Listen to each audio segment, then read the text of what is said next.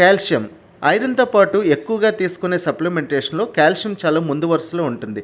దీని యొక్క ఉపయోగాల్లో గుండె ఆరోగ్యం, బ్రెయిన్ ఆరోగ్యమే కాకుండా అసలైన ఉపయోగాలు ఎక్కువగా మన యొక్క బోన్స్ యొక్క దృఢత్వం కోసం ఉంటాయి. తర్వాత దంతాల యొక్క దృఢత్వం, వాటి యొక్క పనితీరు కూడా ఇది చాలా ముఖ్యం.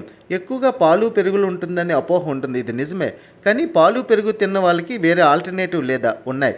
ఇంకా ఎక్కువగా కాల్షియం దొరికే ఆహార పదార్థాలు ఏదో చూద్దాం. మొదటిది రాగులు మనకి దైనందిన జీవితంలో జావ రూపంలో తీసుకొనవచ్చు.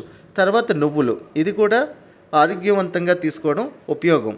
తర్వాత వచ్చేసి మనకి ఫ్లాక్స్ సీడ్స్లో కూడా కాల్షియం యొక్క మోతాదు అధికంగానే ఉంటుంది. తర్వాత చియా సీడ్స్లో కూడా ఇది తీసుకోవడం వల్ల కాల్షియంను మనం పొందవచ్చు. రుచికరమైన ఆహార పదార్థాలు అయినటువంటి పీనట్స్లో కూడా కాల్షియం అధికంగానే ఉంటుంది.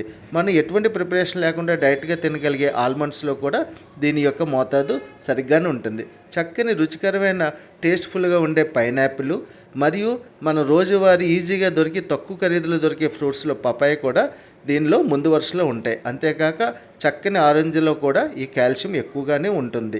ఇంకా వేరే ఆహార పదార్థాలు చూస్తే జీరాలో కూడా మన కాల్షియం ఎక్కువగానే ఉంటుంది. స్వీట్ పొటాటోస్లో కూడా ఈ కాల్షియం యొక్క విలువలు ఎక్కువగానే ఉంటాయి.